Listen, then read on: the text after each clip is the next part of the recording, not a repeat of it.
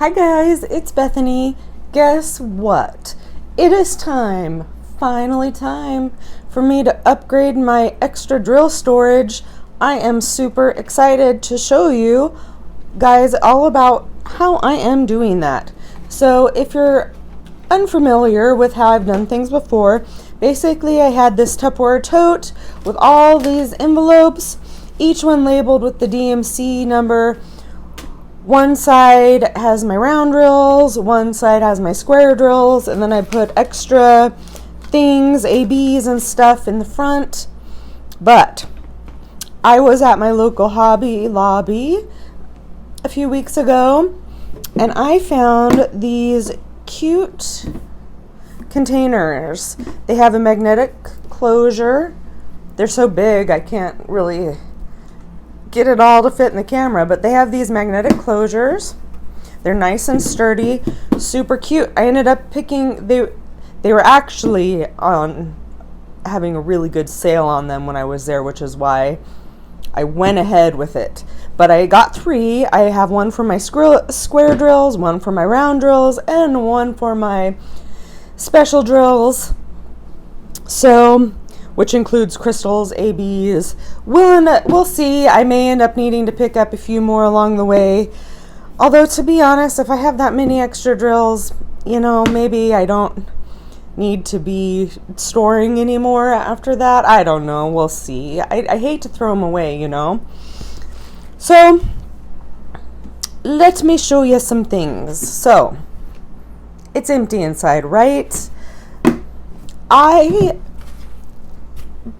picked up, they have these big sheets of this foam board. So I picked up a big sheet of it and I asked them, I said, is there any way you can cut this dimension for me? Because you guys, I don't have a big paper cutter. I don't have any big scissors. I don't have any fancy equipment like that at my house. And so I figured, it doesn't hurt to ask. Maybe they can save me a lot of hassle there. And guess what? They did. So they cut it up into the sizes that I needed for these. Now, what I'm going to do with these is I am going to put them in there like this, as you can see. And then I'm going to put my drills in rows like that. So I have all these boards for each of my boxes. I ended up getting 2 sizes of bags because I'm still not 100% sure on this. I think I'm going to go with the smaller ones, but I wasn't sure if I wanted to have 4 rows or 3, because with this size you can fit 4 in there, and with this size you can fit 3. So I still may change my mind. I think I'm going to go with the smaller size. It's going to kind of depend on if I want to mix the different types of drills from different manufacturers together. I think for now I'm probably going to keep them separate. That of course will mean that I'll have several bags of the different colors, but that's kind of what I do right now. Of course, the one I grabbed only has 1, but for example, in each of these envelopes, sometimes I have multiple baggies in there, and I'm probably going to do that with these, but I haven't quite decided.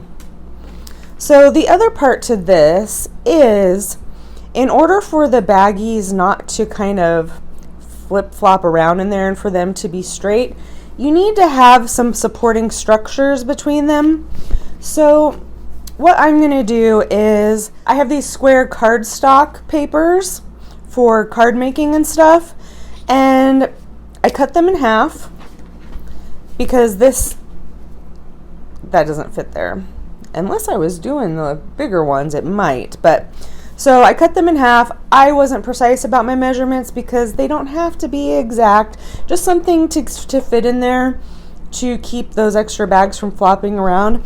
Now, I don't know if I'm going to make one of these for each and every color. I might. For now, I'm just going to do enough to keep them separated and not flopping around in there.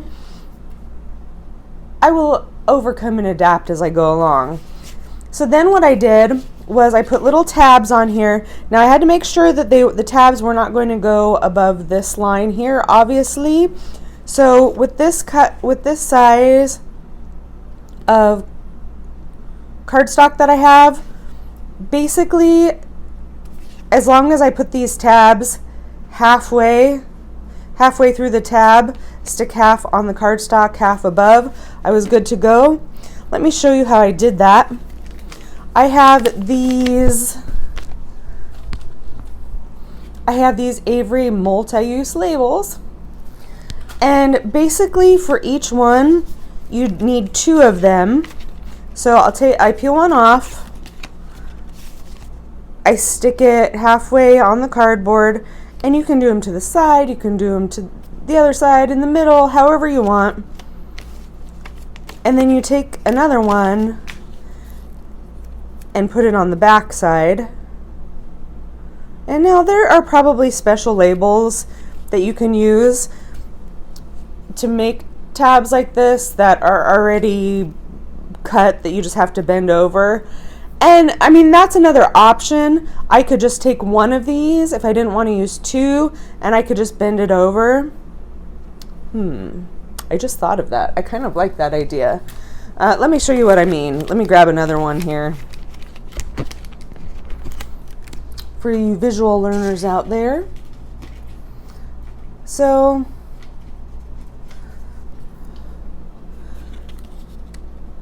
say I just do this, and then I would bend it depending on how tall I wanted it, like that. So you could do something like that too if you didn't want to use as many. I like the look of this. I like it this way. And then what I'm going to do is I have my labels. I have my DMC labels, and if I'm going to sort them by a range, like say one row will have 300 to 900, then I might do like a 300 and then draw a dash and then 900, or I might just write it on there. I don't know. If I'm going to do them individually, where I have one of these for each and every color, then I'll just put the correlating sticker for the number on there. So I haven't quite decided what I'm going to do for that yet, but that's what I have so far. And so then, you know, this is going to work a little bit better once these are filled up more, right? But basically, I'll just be sticking that in between. And then it's not going to flop around, and when that's filled with them, you know, it's going to be nice in there. And I am probably going to try to label each of these. Some of them are already like that, where you see the number. This is DMC 150. That way, say I end up dropping this box while I'm walking along, that would be a disaster, but it is something that would happen to me. You know, these are all labeled so I can organize them again instead of saying, I have no idea what any of these colors are and having to throw them all away, because that would be really unfortunate. So yeah, so I'm going to label each of my bags, label these. I may, you know, you don't necessarily have to label these, and you don't have to have these tabs on the top. If you just want a thicker cardstock paper and say you actually want it to fill this whole space, that's cool too. But if you just want the papers in there, just, you know, so that the bags don't fall around and they can stay up and sturdy, then, you know, you can just have those in there and you can just sort through them. I personally like the idea of having a tab on there so I can find the colors that I'm looking for a little bit easier. I have a kitting down video I need to make for my kit sanctuary. I haven't forgotten about that. I just wanted to get this system kind of set up before I did that because I'm so excited, you guys. So I have a lot of transferring and moving to do for my drills, but I think once I have this set up and in place, I'm really going to like this. So that's all I have for you guys today. I hope that you have a wonderful week, and I will talk to you next time. Bye.